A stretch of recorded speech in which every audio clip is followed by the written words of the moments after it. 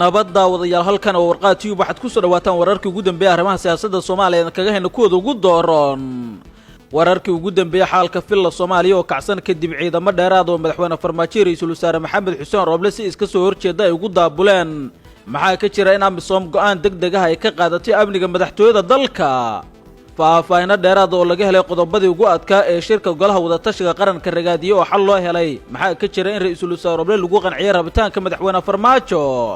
Professor Jawaari gudoomiye hore baarlamaanka Soomaaliya oo qayladaan ka soo saaray xaaladda dalka sheegayna in xukuumadda Soomaaliya ay mas'uul ka tahay amniga guud ee dalka xukuumadda ra'iisul wasaare Maxamed Xuseen Roble oo qaaday tilaabo looga hortagayo qorshe madaxweyne farmaajo uu iskugu dayay in ciidamo dheeraad oo Itoobiyaan dalka lagu soo geliyo xilli warar arrintan la xiriira ay saacadii ugu dambeeyay soo shacbaxeen ciidamada dawladda Soomaaliya oo weeraray guri Muqdisho ku yaala oo lagu beero daroogada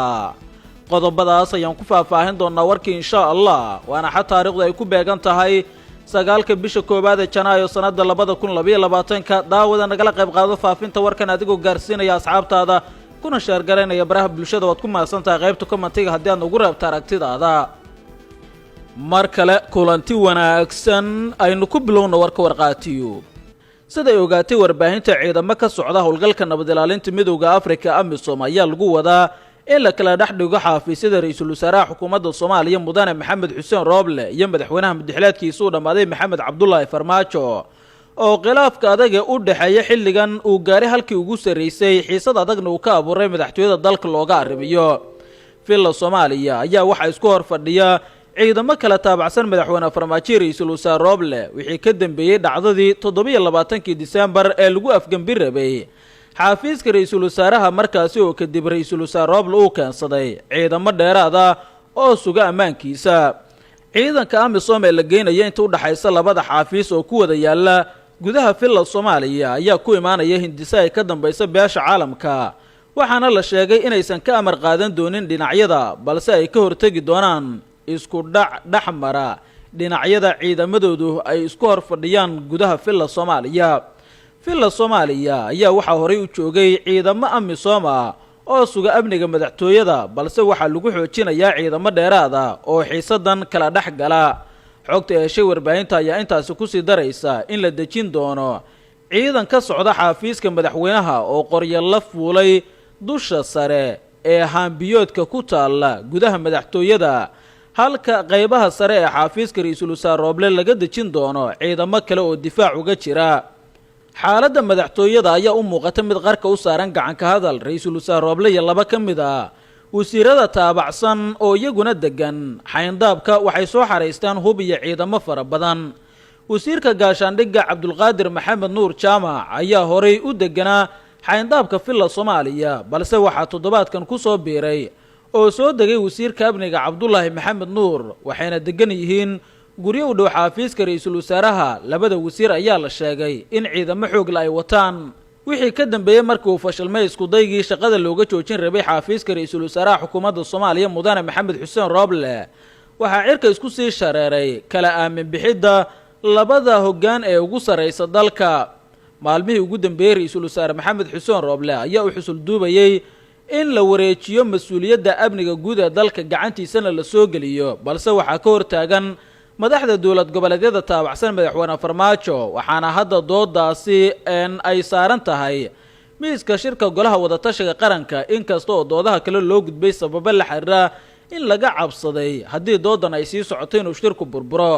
dooda Roble inuu Farmaajo kala wareego mas'uuliyadda amniga guud ee dalka ayaa hadda u muuqata mid sii dhimanaysa xilli shirka golaha wadatashiga qaranku uu gabangabay yahay qaybii hore warka warqaatiyo ay daawanaysaan shirka golaha wadatashiga qaranka ee doorashooyinka looga doodayo 5 maalmood ee la soo dhaafayna ka socday magaalada Muqdisho ee caasimadda dalka isaragiisii lixaadna ayaa 5 xubnaha golaha wadatashiga qaranka ayaa lagu wadaa in maanta la soo gabangabeeyo xogta laga helay shirkan oo ahaa kii ugu waqtiga dheeraa shirarka ay yeeshaan golaha wadatashiga qaranka isla markaana doodaha adag laga galay arrimaha doorashooyinka ayaa waxa soo shacbaxaya qodobadii ugu adkaa ee la isku mari waayay keenayna shirku in waqti dheer uu qaato qodobkii ugu adkaa shirkan wuxuu noqday kan amniga oo dhowr mar lagu kala kacay miiska wada hadalka kulamo gooni ahna la galay haddana laga gudbay doodiisa oo aan wax natiijo laga soo saarin, waxayna u muuqataa in arrinta amniga aan waxba laga bedeli doonin oo sideeda loo dayn doono. warmurtiyeedka shirka laga soo saari doono waa shirka golaha wadatashiga qaranka ayaa arrimaha la isku raacay waxaa ka mid ah sixitaanka doorashooyinka, awoodsiinta odayaasha rasmiga ah ee 135 ahaa, in 60 maalmood gudahood lagu soo afjaro doorashada xildhibaanada aqalka hoose ee baarlamaanka Soomaaliya iyo qodobo kale. waxaa maanta shirka golaha wadatashiga qaranka ka qaybgalaya xubnaha midowga musharaxiinta mucaaradka oo dhankooda lagala doodi doono qodobo miiska ay saareen oo ku aadan doorashooyinka ayna dalbadeen in la fuliyo si hufnaanta doorashooyinka dalka loo ilaaliyo. dhanka kale gudoomiye hore ee golaha shacabka Professor Maxamed Sheekh Cusmaan Jawaari ayaa qeyladhaan ka soo saaray xaaladda dalka uu galay iyo khilaafka ka taagan madaxda ugu sarreysa dalka xafiisyadooda. waxa uu sheegay Professor Jawaari in laga tegay dastuurkii, sharcigii, dhaqankii, heshiisyadii iyo xishoodkii iyo weliba sariigtii ayna socdaan tillaabooyin ka baxsan dowladnimada, isagoo waxaan horey loo arag ku tilmaamay xaaladda xilligan dalka uu ku jiro. Professor Jawaari waxa uu ka taariikheeyey taariikhdii dowladnimada ilaa iyo 1964 waxaana xaaladda dalka uu ku sifeeyey mid uguba, isla markaana waxa la isku hayo ay yihiin in cid walba ay soo saarto xildhibaano iyada taageersan. gudoomiye hore ee baarlamaanka Soomaaliya ayaa sheegay in arrinta xilligan ee taagan ee amniga iyo cidda mas'uulka ka ah ay ku caddahay dastuurka qodobkiisa 99aad faqradiisa fa oo caddaynaysa in xukuumaddu mas'uul ay ka tahay amniga dalka. Professor Jawaari ayaa ka dalbaday madaxda ugu sarreysa dalka in la badbaadiyo xilligan dalka oo aan loo horseedin dagaallo. weli warqad ayaa daawanaysaan. wasiirka wasaaradda gaashaandhigga xukuumadda Soomaaliya Cabdulqaadir Maxamed Nuur Jaamac ayaa kulan miro dhala la yeeshay wafdi uu hogaaminayo u qaabilsanaha ciidamada safaaradda Itoobiya ee Soomaaliya General Tadesse Amello. kulanka ayaa waxay uga wada hadleen labada mas'uul xaaladda guud ee labada dal, howlgallada AMISOM ee Itoobiya ay qaybta ka tahay, qorshaha kala guurka qaranka iyo mustaqbalka amniga gobolka Geeska Afrika. wasiir Cabdulqaadir Maxamed Nuur ayaa uga mahad celiyay dowladda Itoobiya dadaalada ay ku bixinayso la dagaalanka al-shabaab iyo nabadeynta guud ee dalka Soomaaliya ayaa waxa meelo ka mid ah ku sugan ciidamo fara badan oo Itoobiyaan ah kuwaasi oo ku howlgala magaca AMISOM, isla markaasina ciidamada dowladda ka taageera dagaalada ay kula jirto al-shabaab. ugu dambeynna